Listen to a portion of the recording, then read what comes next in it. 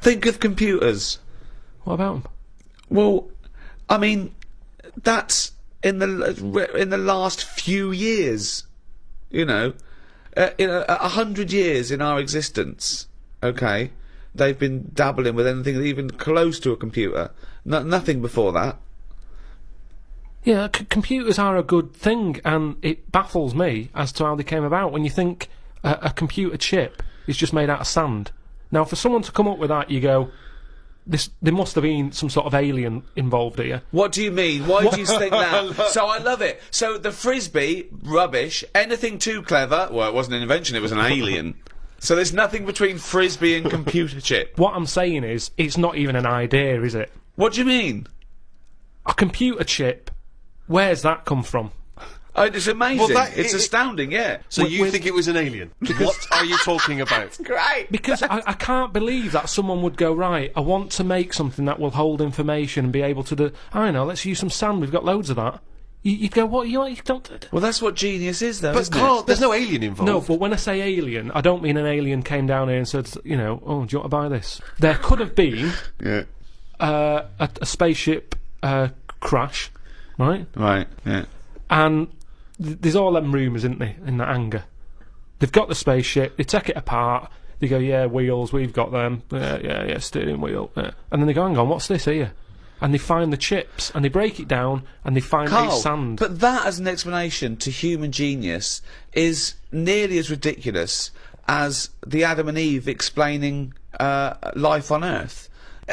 How could you tell that to someone without going red? I mean, I always worry about that, where people who believe in Adam and Eve, don't they wish there was a slightly better explanation? With all the evidence we've got, do you know what I mean? With all the evidence for evolution, that they think the Earth is 5,000 years old, and God made Adam out of some dust, and then he went, oh, I need a bird. It's alright, I'll make it out of your rib. Yeah, right? but there's loads of things that you go, oh, this is a bit embarrassing. I bet Charles Darwin, when he said we've all come from apes, I bet he sat at home going... Should I tell him about the frisbee first? But the fact that sand makes computer chips is not the interesting thing. The interesting thing is how the human being discovered that... what am I talking about? Sand makes computer chips. That silicon can have information put on it. But we're made out of oxygen, nitrogen, carbon... Do you know what I mean? And hydrogen. But that's nature. You see, nature is amazing. You can't beat nature.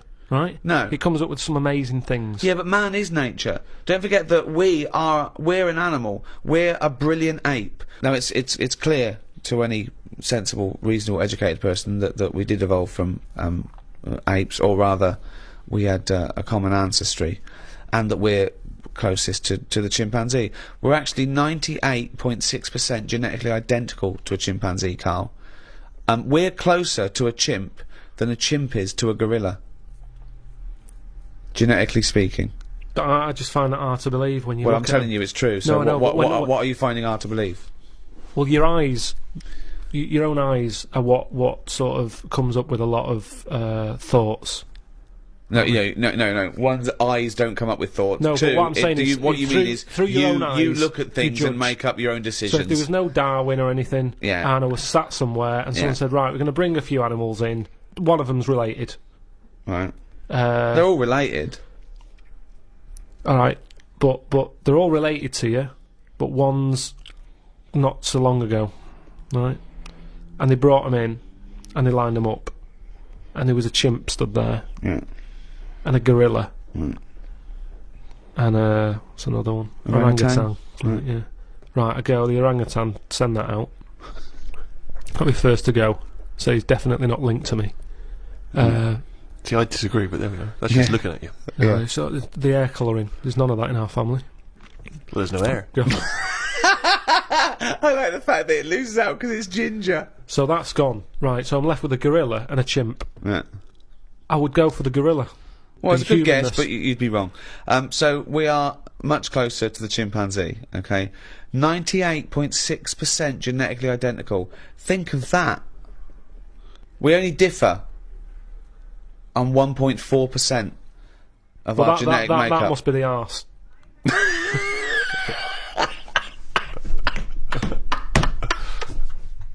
Because that's a lot different.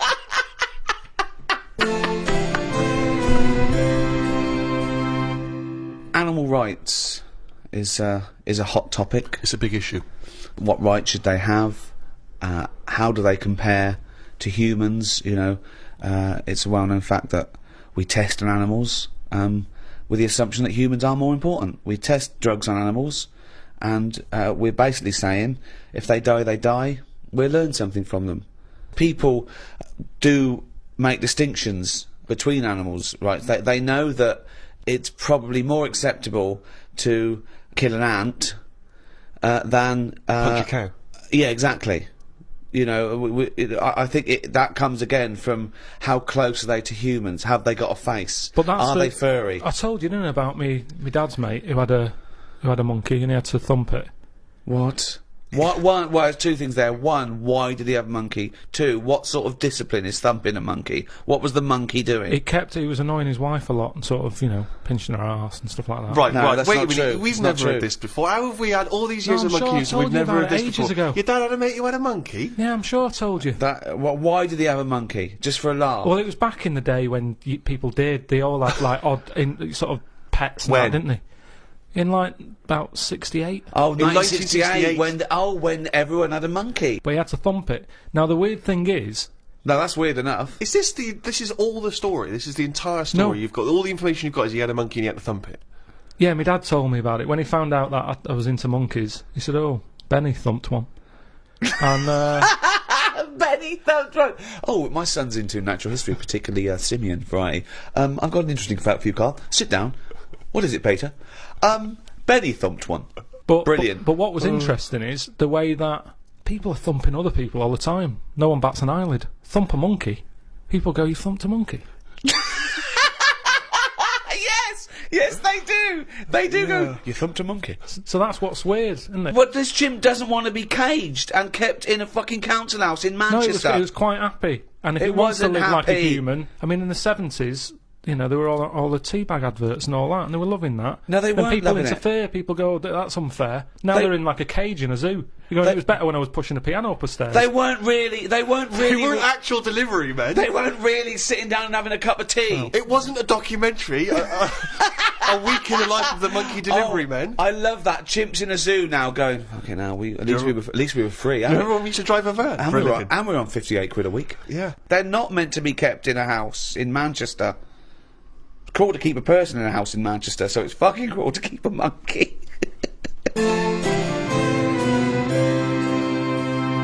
Are you aware, Carl, that 99% of all forms of life that have existed on Earth are now extinct?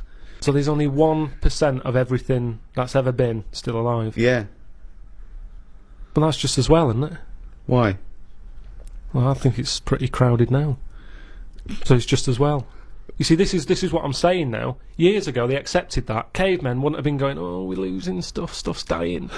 Whereas now, everyone's, "Oh, the panda, polar bears, not got any ice," and all that. At the end of the day, the world's only so big, we know it's not getting any bigger. Right? Stuff's got to die, hasn't it? You can't keep everything. Just think of that, though, as a tool of natural selection, that the species that are surviving today are 1%.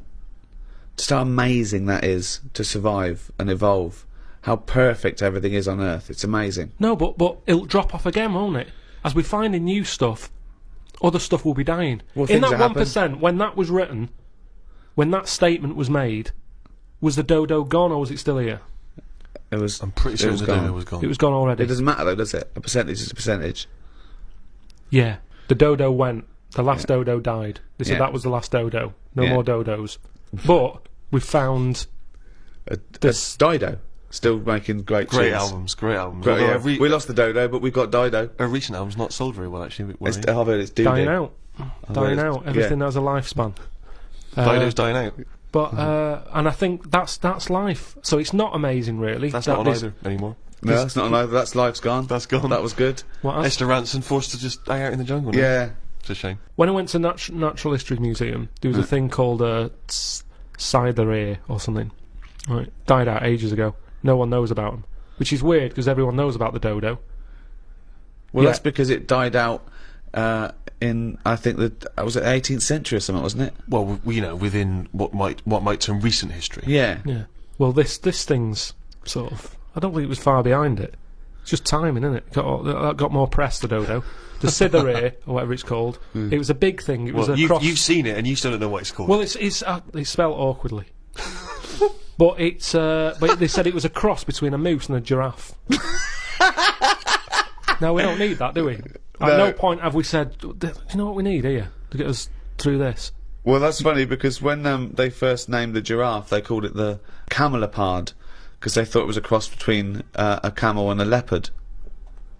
Really? Yeah. Well, I can tell you that when zoologists examined a platypus for the first time, some of them thought it might have been a hoax, because they thought it could have been different parts of different animals sewn together. Because the platypus has the fur of an otter, the tail of a beaver, the bill and feet of a duck, and the venomous spurs of a fighting gamecock. So they assumed that it's like a scrappy challenge of animals. Yeah, I remember, right? But they actually... just to clarify that, it actually is descended from a link between reptiles and mammals almost 150 million years ago, a sort of living fossil. When I was about 13, 14, I once tried to improve the animal kingdom by making the hardest animal ever, the most perfect animal. Now, just to clarify, you didn't, in sort of Frankenstein style, try and bolt various bits of animals together. It was a drawing that I sent to Blue Peter. There was no competition going on. You just thought they would be appreciated. I thought they'd look at that and they'd go, well, he's a genius. Yeah. This is like Da Vinci. Sure. And this is the animal. This is what I thought, the perfect animal. I mean, when I say perfect, I meant the hardest animal. This animal, it could take anything. It was just the strongest, hardest, fastest. Right. Yeah. So, I started with the head of a lion. Of course, that makes Do you know what I mean? sense. It looks good. Bite you, right? Okay.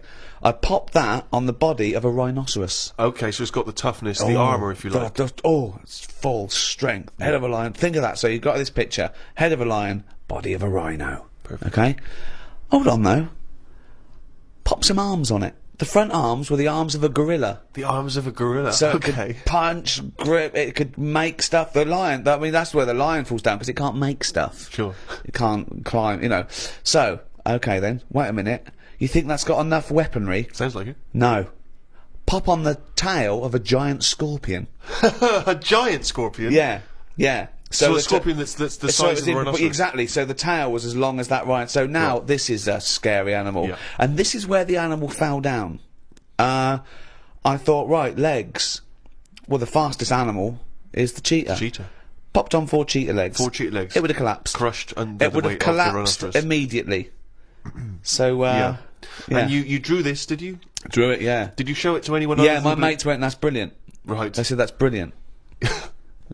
And then just sent straight to Blue Peter. Yeah. Any reply? No reply at all. Really? No reply at all. Surprised. What do you think of that, Carl? What would you? How would you? Though? What would if you wanted to make the ultimate fighting animal? What would you come up with? If you had the power, like that fella in Arabian Nights, size of a chimpanzee, you could change into anything. But you could change into, you know, like that. I don't think I'd go for strength and that. I'd go for survival. What would you do? Cockroach. No, I'd have like an armadillo's body. Right. Okay. So that's as big as you can be now. Then. So you can't really pop on a lion's head because it'd just lay there going, I can't fucking move. All right. I'd have head of an owl. Right. The head of an owl? Yeah. Why? Come on. Why? What does that bring to the table? The head's there to sort of make it look friendly to the human race. So Okay. because if you look half decent to the human race, they'll look after you. Right. That's the way it works, Yeah. doesn't it? With Okay. a cat and a dog and all that. Okay. So the owl makes it look nice. Right. I'd have I wouldn't have legs. I'd go for like the slug juice. What do you mean? So now you're a really slow-moving, legless armadillo with the head of an owl. Slithering along. How is that going to be friendly? They'll see the beautiful face, but then they'll be terrified by the sludge. No, because the head's that nice that they'll forgo the sludge. But hold on though. But wait a minute. So it's got this thing that's stuck, right, going at 0.1 miles an hour with a going hoo, right? You come over, you kick the head off. How is this? No, a because the survival? head can go into the thing like a tortoise. Can it? Yeah, of course it can. Into the armadillo body. Well, no, an armadillo doesn't do that. It just curls up into a No, ball. this isn't an armadillo, is it? So it's... Oh, go Why on has then. it got the slug? Why is that Because so what attractive? I'm thinking is an armadillo. They're good when they're on their feet. Flip them, they get stuck like a tortoise. Right. Slug stuff keeps it down. So if anything attacks it, it's like a limpet or one of them things that can. Why lock have a to stuff. limpet then? But it can't get any. How it can barely move. It can Just hardly go, get just go anywhere. and kick it. What do you Just mean it this. can't get Well, how anywhere? can it escape from danger? It's going to move very rubbish. slowly. No, because What, that's the it'll worst lock animal. itself in. It'll lock itself in. Yeah, and then I just scoop it up on the You sand. can't scoop it up. It locks itself in if it's in danger. I'd give it peacock feathers. This is the worst animal Why I've has it got ever peacock heard. feathers? Again, it's just the worst animal I've ever heard. Why has it got peacock feathers? threatening. It looks more threatening. It That's do, what what? peacock That's the feathers do. least threatening thing. Peacock feathers. It's like Danny LaRue coming at you. There's Yeah. nothing remotely scary about peacock Yeah, feathers. to humans. Yeah. But the humans won't be harming it because they like the owl head. People will like to have these things in the garden. They eat lettuce. They eat lettuce. They eat Why has it got a beak? They eat lettuce. He's telling them what it's going to eat now. The owl's going, fuck that, I want a mouse. I love the fact that he's based what it eats on the fact that how it moves a bit like a slug. Yes, They'd eat lettuce. yeah. It moves that and they'd eat lettuce. Like I said, it's not that weird if that existed. If that was normal, like when you went out to empty your bin, there was one of them sliding up the wall. You wouldn't even double take. It'd just be like, oh, there's the owl head peacock feathered thing. I don't know why it's climbing walls in an effort to find lettuce. Yeah, why is it climbing up that wall? Because that's the only way it can see properly. Because its head's coming out like that. So even though you've designed this animal, now you're even explaining got its problems. limitations. Well, No, it's got a mainly problem. made as to be on walls. Because what else is living on walls? Oh, God. Oh, fucking hell. What a useless animal that is. Carl, I mean. But nature chucks up odd things, doesn't it? Don't. Why are we starting on this again? No, I'm just saying that is nature. Now and again, you'll get stuff that. Oh, was he looking at you? Yeah. Was he really? Look at his fucking head. Look at his stupid round fucking orangey head and Why aren't you a freak? You've got a little bald head. We're not meant to be bald. Well, I was. I think that's the thing. That's what nature's done. You see, I didn't do anything with my hair when I had hair. I didn't style it. I didn't do anything with it, and it probably thought, "What am I doing here?" Whereas people who love their hair and they comb it and have different styles and look after it, they have hair for ages. Nonsense. No, nonsense. Gobbledygook. Absolute Well, nonsense. well, you're saying that. Absolute Well, nonsense. it's a little bit weird, then, isn't it? And that's what happens with old people once they lose their, will to live. Once they lose the job, they get old. What's my purpose? What am I doing here? And it's like nature goes, you're not needed, and they die. Maybe that's what happened with the dodo. What's it doing? It can't fly. Its wings are useless. Eat it. Tastes horrible. Kill it. No, they did eat Nature. it. I think they did eat Yeah, it. but it wasn't very nice, was it? I think they over-farmed it. I think that's why it was extinct. Because they did eat it. No, but they did eat it, but they didn't like it. Everybody, you never saw like a fully eaten carcass of a dodo. You're It'd always making this be up half again. eaten. All conjecture. No, but they didn't eat it all. Everybody would probably try it and go, "It's not for me." That. But you don't know No this. idea, You you're don't just know making this. it up. What's this based on? I've That just- people... And also, why would that kid it out? Because I'll tell you why. Why? Because if it's not nice, people don't get another one in, and they die out. The reason we've got loads of chickens and loads of cows is because we eat them. If we ate polar bears, we wouldn't be short of them because you'd farm it, you'd take more care. But what's a polar bear doing? Sat on a block of ice floating about. It's no use to us, is it? It sounds harsh. Once It's again, no got use. his information from a Glacier Mint No, advert. but it's no use to us. We know they're there, and it's all very sad when you see them on the news sort of struggling and all that. Yeah. But it's going to make them stronger. If scientists could bring back to life the creatures that have existed in the past, do you think that's a good idea or a bad idea? Bad idea. Bad idea? Yeah. Now, leaving aside the horrors of Jurassic Park, do you think, for research purposes, it might be a useful idea?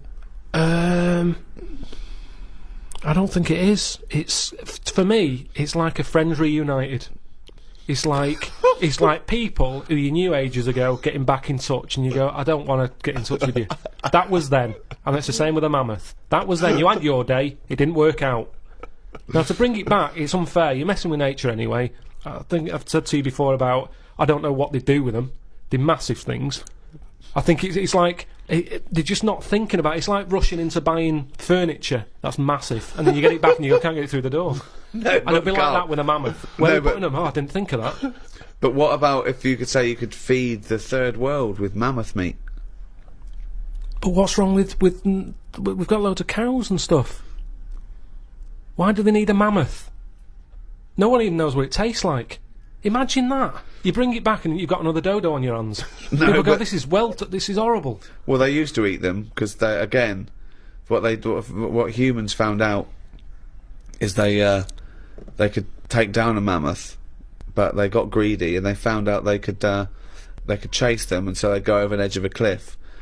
And what they did, they went crazy and they used to herd them, and they'd all die. But of course, then they'd waste the meat because they couldn't eat it all. Yeah. Well, that's. I think that's why we shouldn't bring them back, because they are too big. So even if Didn't hear a word of what you said then. Didn't hear a word. no, I did. Everyone can eat them, but the problem is they're so big that you couldn't eat it quick enough, so it all went off. Yeah, but I was saying that they killed too many at once. Yeah, I know.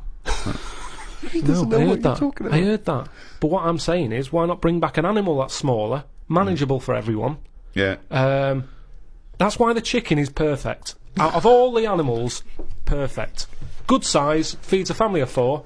Whilst it's alive, it's giving you eggs. I agree. And it tastes nice. But it doesn't if you think it's not having a good life. If suddenly said to me, I stopped eating it because I found out about how badly they were treated like 10 years ago, and at least I have organic. And honestly, eating an animal that's been tortured doesn't taste nice. Foie gras would make me vomit. The thought of it, the evil involved in torturing a goose because the liver tastes slightly better. I mean, where does it end?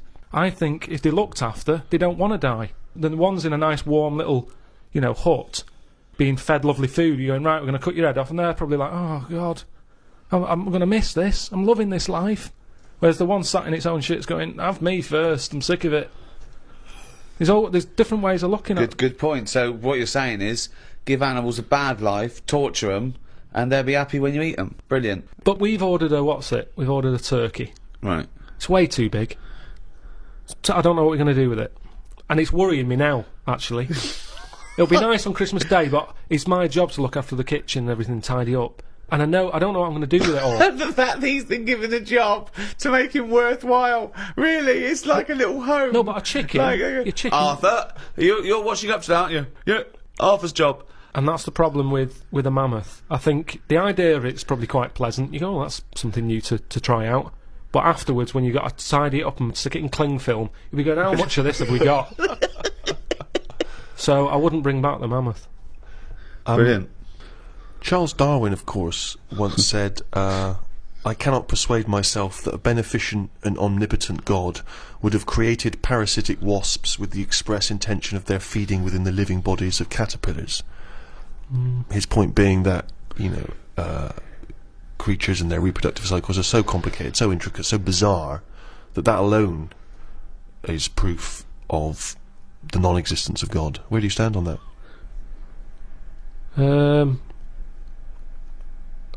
It's pretty weird. We talked about it ages ago, didn't we, about the wasp that has a thing growing in it and all that. Lays its egg in a spider. Yeah, and then the spider goes mad, doesn't it? That's what you fucking cunt laying your eggs at me, you fucking stripy wanker. Goes absolutely fucking mad. It is weird. What's going on my arse in a couple of you fucking... I don't know how it found out that that's what it had to do. That's the amazing thing, isn't it? Well, it didn't, did it? It just did it. No, I know, but when I say found out, I mean it just did it. Well, it's like mimicry, when they say mimicry, that there's a poisonous snake, and then a snake comes along that looks a bit like it that's not poisonous, but people go, oh, careful, it's poisonous. That snake didn't go, I'm gonna strain, and I'm gonna try and look like Scary over there. Some were born that looked a bit like Scary, and they survived. Yeah, I know. It's just being chosen. But that's changing now, isn't it? The fact that, like, when them frogs came out, that are dangerous, they were just dangerous. What frogs came out? But There's some frogs in a jungle somewhere that were, like, pretty dangerous. New from Mattel, dangerous frogs in the jungle. yeah. But people didn't know that they were dangerous. And they were going about killing loads of stuff. Anyway. They weren't going... No, they don't go around killing loads of stuff. Nature said, this is a bit unfair. Make them orange. So then, the frogs that were orange were dangerous, but you got a warning. It's a bit more fair. Nature said if they're going to go about being dangerous, make them orange, make them stand out. In a jungle, orange stands out in all the green, right? So people went, there's an orange frog, stay away. Then over time, nature went, right, what's happened here now? Everyone knows the orange frog's dangerous. Birds aren't eating it because they know it's dangerous. People are avoiding it. They don't even need the poison, it's just the orange it needs. So now you've got a load of frogs that are orange, not even deadly. But people go, is that a deadly orange one, or is it a friendly one? Well, best to leave it. Again, it's explained my point, but took 30 times as long over. But it. also, No, but in his listen, head- let me finish what I was going to say. But what's interesting with all that is, evolution has taught stuff to lie. Because that orange frog isn't deadly, it's going about like it's the big I am. Yeah. You could squash it with your hand, you can't do anything. But evolution He's swaggering around. it's made it lie. So lying is part of evolution. But it's not lying, is it? What do you mean? Wow. It's got no But the poison. interesting thing about like a toad that secretes a poison is that often it's no good for it as an individual, but it's good for the species as a whole, because someone will come along and chew it. Now that toad might well die, but that fox is sick and it doesn't eat another one.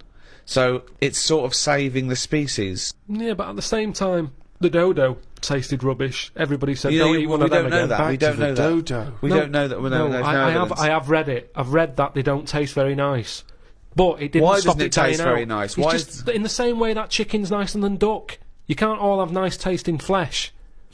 Pork's alright, but I prefer beef. Point proven. Good night. So what I'm saying is, with the dodo, it did taste horrible, but everyone wanted to give it a go.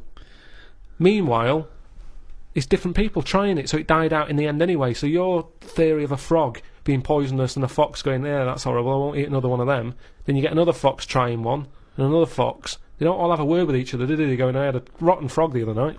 So it's pointless. It's a pointless exercise. What I like is your image of nature. This idea that sort of in your head there's Mother Nature sat around like a boardroom table, making these decisions. People are coming in. Oi, frog, what's been going on? Well, I've been poisoning people. Why? What about you? It's just you just picture everything as one large Your reason. confusion is that you still think of evolution has a will. You still believe that things are striving to be something else, as opposed to surviving if they adapt or change. I just want to go through some of the wonderful diversity of nature, some of the incredible feats of the animal kingdom, in a way. Yeah, that's an interesting one. Alligators and old people have something in common. They can hear notes only up to 4,000 vibrations a second. I don't know what you're meant to do with that information. When's that ever come in handy? When a band's getting together, they don't go, no, we're after crocodiles and old people. What sort of tune do they like? It's pointless. You're not impressed, okay. Scientists have applied electrodes to the pleasure centre in a rat's brain. The rat pressed a lever 48,000 times over a full day in order to receive that shock that seemed to him pleasurable, choosing the simulator instead of having water or food or sex. So it chose that virtual pleasure, well, not virtual pleasure, it gave it real pleasure, but an artificial stimulus rather than the real thing, like food or water It or never sex. ate and had water. It never had a change. No, it was addicted. It loved this electrode. It was giving it. It just made it feel good. It was getting as much pleasure from that as the real thing, from sex or food. Yeah, but with any pleasure, you get sick of it, don't you? If you have too much of it. Well, it had 48,000 hits in a day. But I like having a Twix. But if I have more than 4 a week, I go, I've ruined that little pleasure I used to like. Yeah. So what I'm saying is, what did it do the second day? No, Did it go but- near the machine the second day? No. There you because- go then. No. But what you're saying is this, right? That Twix is failing to give you pleasure on that 5th Twix, but this succeeds every time because it's literally pleasure. It hits the part of the brain that says this is pleasurable. So But my pleasure nerve that you're talking about in my head, it lights up when I have Twix. I don't think it ever lights up. Right, I but- don't think you've got a pleasure nerve. But it lights up when I have a Twix. Right. It lights up if there's something if there's some chicken, right? It lights Fuck up if me. there's a, What a miserable cunt he is. you know, all loads of things. Chicken and Twix. That's No. it. That's all he lives for. No. Hang So- yourself, mate. So, what you're saying is, if I had that device that the rat's got, I'd just sit there, wouldn't I, hitting it, thinking, I can't be bothered going to the shop for a Twix, I'll just hit this button. Yeah. Think of this. So aggressive is the horned frog of Argentina that people believe that if the frog bites the lip of a horse, the horse will die. Actually, the frog's mouth contains no poison. It earned its fearsome reputation because it attacks animals many times its size. What do you think of a frog It's attacking ridiculous. a horse? I don't know what's going on. I don't know why that would happen. Why is it getting upset with a horse? Of all the things for a frog to be like getting cocky with, them two should never even meet. Why? Because it's not. I mean, fights are normally over something, aren't they? Yeah. If you have a fight with someone, you're in my yard, or you Yeah. know, you're fighting over something. A horse and The a fact frog. that he immediately goes back to the 1930s. Yeah. You're in my yard. But a horse and a frog. How did that disagreement What are they happen? squabbling over? I don't understand what they've got in common. I don't understand it. I bet that's only happened once. It's a rare incident. Someone said put that in a book. I can't imagine it. That's happening a lot. That horses are being bit by frogs all over the shop.